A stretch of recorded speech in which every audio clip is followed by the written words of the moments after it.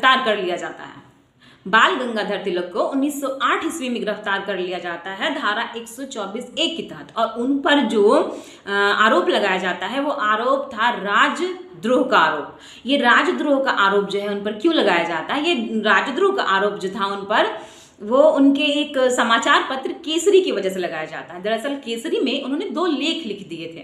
वो 2 लेख जो था उनमें से पहला लेख जिसका कि उन्होंने, वो जो पहला लेख था उन्होंने लिखा था 12 मई 1908 ईस्वी को। ठीक है, उन्होंने जो पहला लेख लिखा था वो लिखा था 12 मई 1908 ईस्वी को, और उस पहले लेख का नाम था देश का दुर्भाग्य।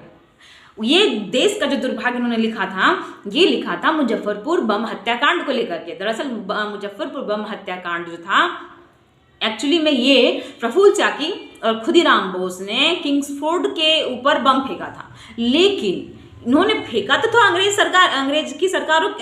सरकार के ऊपर, लेकिन दरअसल ये जो बम है, इस बम की वजह से 2 ब्रिटिश महिलाओं की हत्या हो जाती है, और यही जो 2 हत्या होती है इसी को लेकर के इन पर आरोप लगाया गया था। और ये आरोप ऐसे, मतलब इनको लेकर के नहीं कि बम हुआ, इन्होंने उस अपने लेख में इस चीज का जिक्र कर दिया। क्या जिक्र किया था उन्होंने ये बात कही थी अपने लेख में, उन्होंने लिखा कि ये जो बम हुआ कांड हुआ है, ये जो कांड हुआ है, ये कांड जो है ब्रिटिश सरकार की आक्रमणकारी और ऐसे जो नीतियां वो ला रही है इस वजह से हुआ है। इसमें किसी का कोई दोष नहीं है, इसे जानबूझकर नहीं किया गया है, ये सरकार की वजह से हुआ। अगर सरकार अपने शासन की व्यवस्था को, शासन के तरीके को नहीं चेंज करती है तो ऐसे कांड और भी होते रहेंगे। बस ये उनका एक लाइन जो था वो बहुत गलत हो गया था, जिसकी वजह से ब्रिटिश सरकार इन पर राजद्रोह का अपराध लगा देती है। फिर उन्होंने 9 जून 1908 ईस्वी को दूसरा अपने लेख लिखा था। उस लेख का नाम था ये उपाय टिकाऊ। इसमें भी उन्होंने यही बात कही थी कि ये जो बम कांड है ये कोई कांड नहीं है, बल्कि एक तो विचार है। लोग अपने विचारों को व्यक्त कर रहे हैं आक्रमण के माध्यम से, विस्फोट के माध्यम से। अगर सरकार ये नहीं समझ रही है कि उनकी नीतियां बुरी है, तो अब समझे भारत की जनता जाग चुकी है। बस यही 2 जो ऐसे कानून थे ऐसे जो उनके लेख थे, इसी लेखों को लेकर के ब्रिटिश सरकार ने अदालत में ये कहा कि जो तिलक हैं वे कहीं ना कहीं विद्रोह को भड़का रहे हैं, हिंसा को भड़का रहे हैं, अंग्रेज सरकार के विरुद्ध जनता को आक्रोशित कर रहे हैं, जनता को भड़का रहे हैं, नस्लीय भेदभाव लोगों में पैदा कर रहे हैं। ये बात ब्रिटिश सरकार ने अदालत में अपनी ओर से रखी थी। तिलक ने भी अपने लिए लगातार 6 दिनों तक बहस की थी, उन्होंने स्वयं ये बहस की थी, लेकिन फिर भी कोई इसका सॉल्यूशन नहीं निकल पाया, और अंततः उन्हें 6 साल का कारावास होता है, उन्हें काले पानी की सजा दी जाती है, उन्हें बर्मा मांडले जेल भेज दिया जाता है। इस तरीके से तिलक को गिरफ्तार कर लिया जाता है और उनकी रिहाई 6 साल बाद 1914 में होती है। और 1914 में जब उनकी रिहाई होती है तो उन्होंने होम रूल लीग आंदोलन की पूरी व्यवस्था की।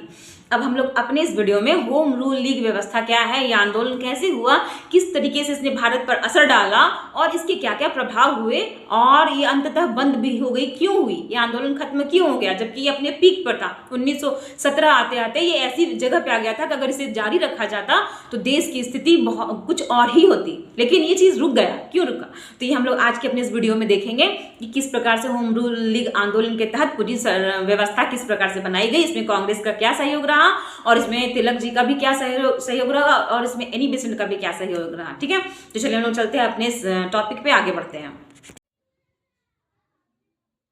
चलिए आज की हम लोग अपना क्लास स्टार्ट करते हैं, और आज की हमारी जो ये क्लास है, इस क्लास में हम लोग देखेंगे होम रूल लीग आंदोलन को लेकर के। चलिए स्टार्ट करते हैं हम लोग क्लास को। हमारा जो ये क्लास है, हम लोग आज ये देखेंगे कि होम रूल लीग आंदोलन जो है ये कब हुआ था, तो ये हुआ था 16 जून 1914 ईस्वी को। कब हुआ था, 16 जून 1914 को। और इसमें क्या हुआ था, इसमें 6 साल की जेल के बाद जो तिलक थे वो रिहा हुए थे। कितने साल के बाद, तो 6 साल के बाद से।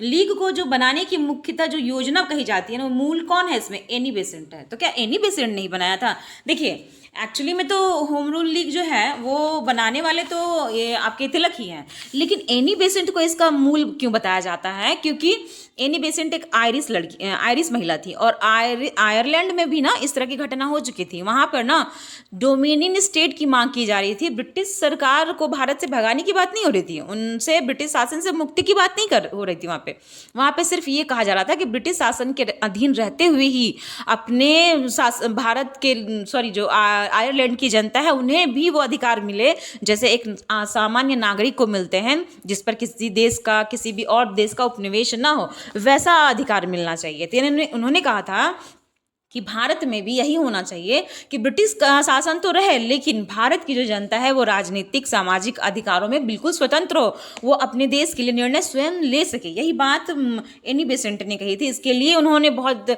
सिर्फ भारत में ही नहीं बल्कि इसके लिए उन्होंने अमेरिका और ब्रिटेन में भी जाकर के इसकी शाखाएं खोली थी। जो तिलक थे उनकी शाखा तो मात्र 6 ही जगहों पर थी। तिलक की जो शाखा थी वो सिर्फ और सिर्फ 6 जगहों पर थी, लेकिन एनी बेसेंट की जो शाखा थी वो तकरीबन 200 जगहों पर थी, एनी बेसेंट की शाखा। ठीक है, तो इसलिए कहा जाता है कि एनी बेसेंट जो थी वो लीग को बनाने के लिए इन्हीं को मूलतः विशेष माना जाता है कि यही मुख्य थी। अब हम लोग आगे बढ़ते हैं तो हम लोग देखते हैं कि लीग को बनाने का कारण क्या था, आखिर ये क्या कारण था। तो सरकार पर स्वराज्य प्राप्ति के लिए दबाव डालना कि आप हमें स्वराज दीजिए, यानी कि हम अपने से राज कर सके अपने देश के ऊपर, ऐसा अधिकार हमें दीजिए। ठीक है, तिलक और एनी बेसेंट दोनों के प्रयास से ये सफल रहा, इसमें दोनों का सहयोग रहा है, तिलक और एनी बेसेंट दोनों का। ठीक है, तो अब हम लोग आगे बढ़ते हैं।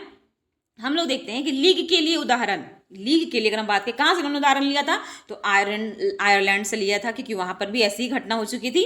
स्वशासन आंदोलन की अगर व्याख्या की बात करें, इस आंदोलन की व्याख्या किसने की तो एनी बेसेंट ने की थी अपने कॉमनवेल्थ पत्रिका में। इन्होंने कॉमनवेल्थ या कॉमनवेल्थ पत्रिका में इन्होंने स्वशासन की बात की थी। ठीक है, अब आगे बढ़ते हैं। तो लीग का उद्देश्य क्या था, तो लीग का जो उद्देश्य था वो स्वशासन को ध्यान में रखकर था कि हमें जो है वो स्वशासन चाहिए। हम ये नहीं कह रहे कि ब्रिटिश शासन से हमें बिल्कुल मुक्ति दिलाइए, ये लीग का उद्देश्य था। क्यों, क्योंकि अगर हम डायरेक्ट, इन लोगों का मानना था कि अगर हम डायरेक्ट जा करके कहें कि ब्रिटिश शासन की समाप्ति हो जाए तो भारत में और भी ज़्यादा ब्रिटिश शासन क्या करेगी, दमनकारी नीतियां लाएंगी, तो जो भी व्यवस्था अगर शांतिपूर्ण रूप से मिल सकती है वो भी नहीं मिलेगी। इस बात का इन्हें डर था कि इससे और जनता को और भी ज़्यादा तकलीफों को देखना पड़ सकता है। एक तो ऐसे ही इतने सारे आंदोलन हो रहे थे जिसकी वजह से कितने लोगों की जानें जा रही थी। इस वजह से ये लोग चाह रहे थे कि शांतिपूर्ण तरीके से हमें स्वशासन मिल जाए। लेकिन ये आगे चल करके देखेंगे, हम लोग जानेंगे इसके बारे में कि ये स्वशासन की बात खत्म होकर के पूरी तरीके से स्वतंत्रता की बात पे आ गई थी। ठीक है, अच्छा इसमें क्या क्या उद्देश्य रखे गए थे, इसमें उद्देश्य रखे गए थे कि धार्मिक स्वतंत्रता मिले, राष्ट्रीय शिक्षा मिले, सामाजिक सुधार हो, राजनीतिक सुधार हो। धार्मिक स्वतंत्रता मिले अर्थात हमें अपने धर्म को आराम से मनाने की छूट मिले, हम जिस धर्म को मानते हैं उसके लिए व्यवस्था करने की छूट मिले, हमें किसी दूसरे धर्म को जबरदस्ती हमें मानने के लिए ना बाध्य किया जाए। राष्ट्रीय शिक्षा मिले, यानी कि जो शिक्षा का अधिकार है वो हर एक व्यक्ति को मिले। इस एक ब्रिटिश सरकार जो थी वो शिक्षा का अधिकार तो दे रही थी लेकिन अपनी ज़रूरत के हिसाब से दे रही थी, वे सबको शिक्षित नहीं करना चाहती थी। उसे लगता था कि हमें सिर्फ वैसे लोगों को शिक्षित करना चाहिए जिसकी ज़रूरत हमें है, हमारी सेना को है, हमें इस देश में कब्जा करने के लिए जितने लोगों की ज़रूरत है हमें बस उन्हें उतने ही लोगों को शिक्षित करना है। इसलिए सरकार भारतीय जो चाह रहे थे कि हमें राष्ट्रीय शिक्षा का अधिकार मिले, समाज में सुधार हो, समाज में जो कुप्रथाएं हैं वो सारी की सारी कुप्रथाएं खत्म हो, ब्रिटिश सरकार जो दमनकारियां नीति ला रही हैं, लोगों का शोषण कर रही है वो शोषण बंद हो, और साथ में क्या हो, राजनीतिक सुधार हो, यानी कि भारत के अंदर शासन में भारतीयों को शामिल किया जाए। जो अब तक केवल ब्रिटिश अधिकारी थे वहाँ पे भारतीय भी शामिल हो, ये सारी मांगे इनकी थी। आगे बढ़ते हैं तो हम लोग देखते हैं कि इसकी स्थापना तिथि कब रखी गई। तो इसकी स्थापना तिथि जो थी वो बाल गंगाधर तिलक ने 28 अप्रैल 1916 को रखी थी और एनी बेसेंट ने इसको सितंबर 1916 को रखा था। देखिए, देखा जाए तो पहले ही बाल गंगाधर तिलक ने अप्रैल में ही इसकी स्थापना कर दी थी और एनी बेसेंट ने तो सितंबर में किया था, लेकिन फिर भी हम इसका मूल किसे मानते हैं, एनी बेसेंट को मानते हैं। और क्यों मानते हैं ये बात मैंने भी बता दी आप लोगों को। तो चलिए हम लोग आगे चलते हैं, हम लोग देखते हैं कि लीग का कार्य क्षेत्र क्या क्या था। तो लीग का जो कार्य क्षेत्र था वो था तिलक के लिए कर्नाटक था, महाराष्ट्र था, मुंबई को छोड़कर मध्य प्रांत था और बरार था। ये शुरुआत में तिलक ने इन्हीं क्षेत्रों को ही किया था। वो शुरुआत तो उन्होंने पुणे से की थी लेकिन आगे चलकर उनका क्षेत्र बस इतना ही तक था। लेकिन एनी बेसेंट का कार्य क्षेत्र देखिए पूरे भारत में था। इन क्षेत्रों को छोड़ करके एनी बेसेंट का कार्य क्षेत्र पूरे क्षेत्र पर था। तो इससे समझ में आ रहा है ना कि एनी बेसेंट ने कितना ज़्यादा इस चीज़ को लेकर के प्रयास किया। उन्होंने कांग्रेस में भी, उन्होंने 1914 ईस्वी में ही कांग्रेस में ये इस बात को लेकर के कह दिया था कि अगर आप सब मिल करके देश में स्वशासन की बात नहीं करेंगे तो मैं खुद अकेले इस चीज़ को करूँगी। इस बात की उन्होंने धमकी भी एक तरीके से दे रखी थी। इस वजह से एनी बेसेंट को माना जाता है कि वो भारत में होम रूल लीग आंदोलन को लाने का जो मूल श्रेय दिया जाता है वो एनी बेसेंट को ही दिया जाता है। चलिए हम लोग आगे बढ़ते हैं, देखते हैं कि इसमें तिलक का होम रूल लीग की क्या विशेषताएं रही हैं। तो जो तिलक थे उनका होम रूल लीग जो था, उसके जो प्रथम अध्यक्ष बने वो बने थे जोसेफ वपिस्टा। ठीक है, इनका सर्वाधिक शाखा कहाँ था, तो मद्रास में था। लीग की सक्रियता जब सबसे ज्यादा कहाँ देखी गई, तो इनकी सबसे ज्यादा सक्रियता जो थी वो मुंबई में थी। ठीक है, उत्तर प्रदेश के कुछ हिस्सों में थी, गुजरात के ग्रामीण क्षेत्रों में थी। वे ग्रामीण क्षेत्रों को भी इससे जोड़ रहे थे, क्योंकि ग्रामीण क्षेत्रों में लोग बहुत ही अनजान होते हैं, चीज़ों को जान नहीं पाते हैं। इस वजह से वो ग्रामीण क्षेत्रों को भी जोड़ रहे थे, क्योंकि गांव में रहने वाले लोग अंग्रेजों के दमन से बहुत ज़्यादा प्रभावित थे, इस वजह से वो परेशान थे। इसलिए वो चाह रहे थे कि गाँव के लोग भी इससे जुड़ जाए। अब आगे बढ़ते हैं, हम लोग देखते हैं कि एनी बेसेंट का जो लीग था वो कैसा था। ये एनी बेसेंट का लीग है, ये एक्चुअली नहीं। तो एनी बेसेंट की जो संगठन सचिव थे यानी अध्यक्ष थे वो जॉर्ज अरुंडले थे। इनका मुख्यालय कहाँ था, तो अडयार यानी मद्रास में था। इनके सहयोगी कौन कौन थे, इनके सहयोगी थे वीपी वाडिया, सीपी रामास्वामी अय्यर, ये इनके सहयोगी थे। आगे बढ़ते हैं, हम लोग देखते हैं कि प्रचार के लिए इन्होंने कौन सी पत्रिका निकाली थी।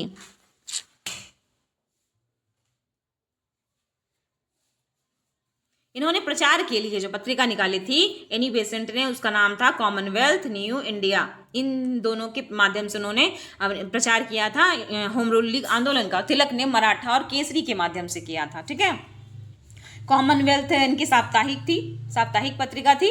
और एक सेकेंड, हाँ, इनकी कॉमनवेल्थ जो थी वो साप्ताहिक पत्रिका थी और ये मासिक पत्रिका थी। आगे बढ़ते हैं, हम लोग देखते हैं महत्वपूर्ण बातें इसमें क्या क्या है इस होम रूल लीग आंदोलन के तहत। तो लीग को अखिल भारतीय स्वरूप किसने दिया था, एनी बेसेंट ने दिया था, क्योंकि वो पूरे के पूरे 200 जगहों पर उन्होंने इसका प्रचार प्रसार किया था। और ये सिर्फ भारत में नहीं रुकी, ये अमेरिका और ब्रिटेन तक भी चली गई थी इस होम रूल लीग आंदोलन को प्रभावित करने के लिए, सफल करने के लिए। एनी बेसेंट के लीग के सदस्यों की संख्या कितनी थी, 27,000 थी। और ये कब थी, ये 1917 ईस्वी की बात हो रही है कि 1917 में इनकी क्या थी, 27,000 इनकी कुल सदस्यों की संख्या थी। चलिए आगे चलते हैं। तो लीग के उद्देश्य अगर देखा जाए तो क्या क्या थे, तो लीग के उद्देश्य थे कि ब्रिटिश साम्राज्य के अधीन रहते हुए, ब्रिटिश साम्राज्य से दूर होने की बात नहीं कही जा रही थी। उन्होंने कहा था कि ब्रिटिश साम्राज्य के अधीन रहते हुए संवैधानिक तरीके से स्वशासन की प्राप्ति, यानी किसी प्रकार की हिंसा नहीं करना, शांतिपूर्ण तरीके से हमें स्वशासन मिले जो संविधान के तहत हो, हमें संवैधानिक सारे अधिकार मिले जो किसी भी देश में रहने वाले नागरिकों को मिलने चाहिए, ये उनकी मांग थी। इसी समय तिलक ने नारा भी दिया था, उनका जो फेमस नारा है वो है स्वराज हमारा जन्म सिद्ध अधिकार है और हम उसे लेकर रहेंगे, ये तिलक ने कहा था। और तिलक ने इसी समय अपना यह नारा भी दिया था। आगे बढ़ते हैं, तो देखिए इसमें ना गोपाल कृष्ण गोखले द्वारा स्थापित किया गया था 1905 में सर्वेंट ऑफ इंडिया सोसाइटी। इसलिए इसे ना जिन्होंने ये कमेटी गठित की थी, इसे लीग में प्रवेश की अनुमति नहीं थी। देखिए हुआ क्या था ना, ये जो सारी की सारी घटना है ये तो आपका 1916 में हुआ था और गोपाल कृष्ण गोखले की तो मृत्यु 1915 में ही हो चुकी थी। लेकिन उन्होंने ये जो सोसाइटी गठित करी थी, इन्होंने जो कमेटी गठित करी थी, इसके माध्यम से इनको कह दिया गया था कि आप लीग में प्रवेश नहीं कर सकते। हाँ, हालांकि आप जनता के बीच भाषण दे सकते हैं, आप पर्चे बांट सकते हैं, ये करके आप लीग का समर्थन तो कर सकते हैं, परंतु आप डायरेक्ट लीग में नहीं आ सकते हैं। क्यों? क्योंकि ऐसा सूरत अधिवेशन के समय में हम लोगों ने देखा था कि 1907 ईस्वी में जब सूरत का अधिवेशन हुआ था, उस समय नरम दल और गरम दल के बीच में झड़प हो गई थी, यहाँ तक कि जूते चप्पलों की भी बारिश हो गई थी एक दूसरे पर। ये गोपाल कृष्ण गोखले और फिरोज शाह मेहता और इधर से, और इधर गरम दल से थे और नरम दल से तिलक, इन लोगों के बीच में झड़प हो चुकी थी। झड़प में जूते चप्पल चल गए थे। इस वजह से कहा जाता है कि तिलक को ये डर था कि अगर हमारे इस लीग में अगर ये शामिल हो जाएंगे ये लोग, तो चीज़ें क्या हो जाएगी और बिगड़ जाएंगी। इस वजह से ये लोग इसमें शामिल नहीं होने देने चाह रहे थे। और गोपाल कृष्ण गोखले जो थे वे चाह रहे थे कि तिलक हमारे में ना शामिल हो, क्योंकि ये जब शामिल होंगे तो कहीं ना कहीं हमारे यहाँ फिर से ये भी चाह रहे थे कि कांग्रेस में ये शामिल ना हो। इस वजह से दोनों में विरोध चल रहा था। ठीक है, आगे बढ़ते हैं, हम लोग देखते हैं कि अंग्रेजों का दमन चक्र। अंग्रेजों का दमन चक्र क्या था एक्चुअल में? अंग्रेजों का जो दमन चक्र था वो जून 1917 ईस्वी में Annie Besant, George Arundale, VP Wadia, इनकी गिरफ्तारी हो गई। अंग्रेजों ने इस होम रूल लीग को समाप्त करने के लिए क्या प्रयास किया? उन्होंने प्रयास किया कि एनी बेसेंट को गिरफ्तार कर लिया, जॉर्ज अरुंडले को गिरफ्तार कर लिया और वीपी वाडिया को गिरफ्तार कर लिया। इन सारे लोगों की क्या हो गई? गिरफ्तारी हो गई। गिरफ्तारी से क्या दिक्कत आ गई? अब देखिए एनी बेसेंट जब गिरफ्तार हो गई, वही तो इसकी कर्ता धर्ता थी इस लीग की। अब अगर वो गिरफ्तार हो गई तो कहीं ना कहीं इस होम रूल लीग पे तो इसका बुरा असर पड़ेगा ही। इस वजह से भी सारी चीजें देखने को मिली कि होम रूल लीग पे इसका बुरा असर पड़ गया। अब इसका असर क्या पड़ा है हम लोग जानते हैं। आगे बढ़ते हैं, हम लोग देखते हैं कि दमन चक्र का प्रभाव क्या था। तो दमन चक्र का जो प्रभाव था वो सर एस सुब्रमण्यम अय्यर ने इसमें क्या किया था, अपनी नाइट की उपाधि लौटा दी थी, वापस कर दी थी। जब सरकार ने इस तरह का व्यवस्था करा तो इन्होंने क्या किया,